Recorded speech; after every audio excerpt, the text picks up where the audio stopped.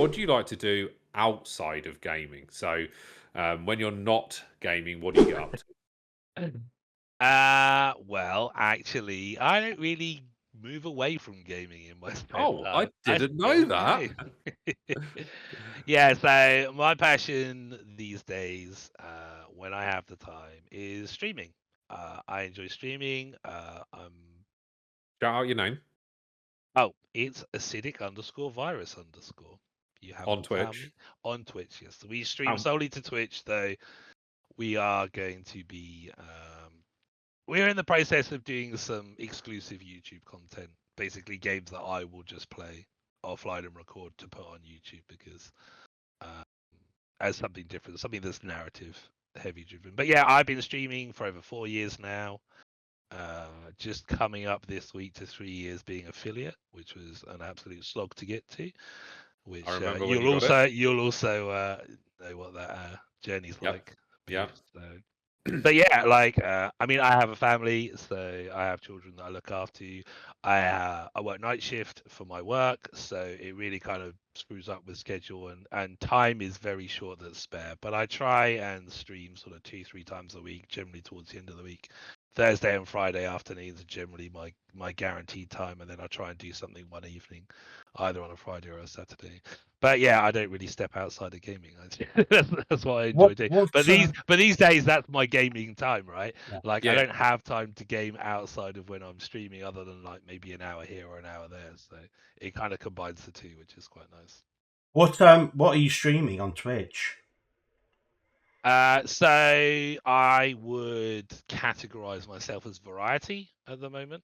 Um, I was solely a TLD player, which is the Long Dark, which is a survival game. I probably pretty much solely played that for a year and a half, I'd say.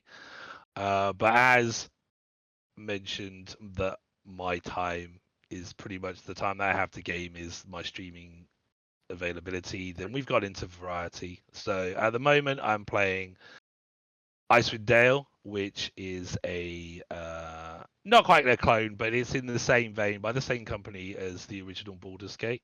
I'm sure a lot Okay. of people have heard of Baldur's Gate 3 and have enjoyed it, but I have played the original Baldur's Gate 2, Icewind Dale, on and off since it first came out. So I played the original Baldur's Gate and its add-on, which is terrible, Siege of Dragonspear.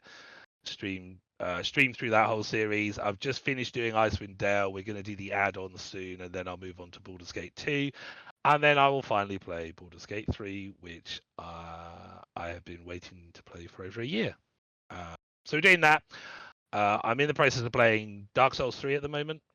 I'm about to jump back into it because we got sidetracked because another Crab's Treasure came out, which is kind of like I would call it a Souls-like game. It's a Souls game where you're a hermit crab looking for its shell. That's got But it's incredible reviews. I was watching a couple of streamers talk about Crab's Treasure, and they were saying it's fantastic. I think it's a great game. Yeah, I literally this afternoon 100%ed, got all the achievements, got the last few bits that I needed, killed the last boss this afternoon and got the last bits. I think it's a fantastic game. It is definitely Souls like in rage moments. I would say it's probably not as hard as generic Souls games, Dark Souls, Elden Ring, those sort of things. It's not as hard. It's more forgiving. And obviously, it's quite colorful. It's under the sea. Like some of the graphics are beautiful. Like when you get deep under the sea, and they've got like all these neons and fluorescence. It's really beautiful. But Dark Souls esque is usually very quite dark and grimy, so it is kind of polar opposite to that. But I definitely think it's a fantastic game. You should play it, and I think I would.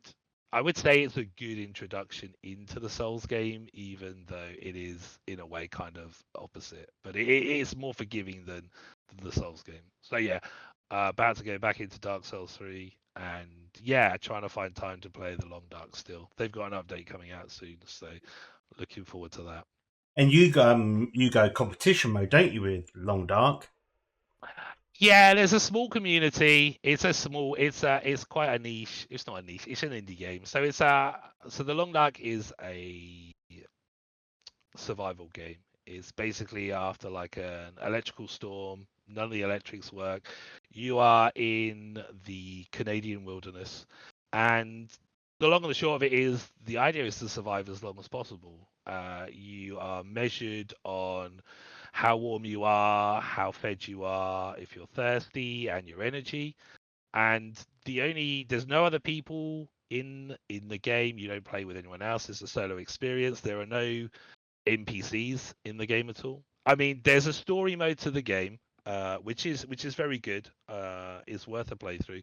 But I play the survival mode, which is kind of like a sandbox. See how long you can survive. There's different levels of difficulty. You can come up with your own sort of custom challenges. I'm doing one at the moment, a custom challenge where we're in just one particular region and seeing how long we can last without going anywhere else. But really, your dangers are basically the elements and the wildlife. There's bears, there's wolves, there's moose. They can all kill you. But really, it's just kind of like surviving and trying to thrive. But it's a permadeath game, but it's the only permadeath game that I've ever really played that really draws you in, and once you literally just want to go again. Like, it's got a steep learning curve. You'll die a lot in the game, but I find it very rewarding. And there's lots of different ways you can play it. Lots of people play it for different reasons. A lot of people enjoy the artwork. A lot of people use it as a very relaxing, because it is borderline a walking simulator as well. So there are people that play it on the low settings, pacifist mode. None of the wildlife can attack them. There's an abundance of resources out there, of food. There's weapons, and they just enjoy, exploring and surviving and like making their little bases and things like that. Whereas we're a little bit more of a masochist, and we play on the hardest settings, air quotes, that we can get. And for me, it's about challenging myself and how far I can push myself within the game. Nice. But yeah, that's probably our favorite game. One of, I mean, I've been playing it for, well, technically I got affiliated from playing it, so I've been playing it 3 years now. And while we haven't been playing it that as much as we used to over the last year, we got over 3,000 hours in the game. So that kind of like gives you an idea. Like, That's a lot of time. of how much I enjoy it and how repeatable it is. Because the great thing is no two runs are the same in that game. Like, loot spawns are random, the weather's random, stuff like that. So you'll never have two games that are the same when you jump in it, which I think is kind of the appeal for people, how they're able to just kind of jump in and start again. That's 125 days for those of you listening. Yeah, we spent a third of a year Non-stop, 24 hours a day. It. Yeah, honestly, I used to play like, I know you did. well, I used to stream it. Like, I used to do like 150 hours a month, 200 hours. Jeez, that is some I can numbers. still do like, I can still sit down and do like 10, 12 hours of the game if I've got the time to do it.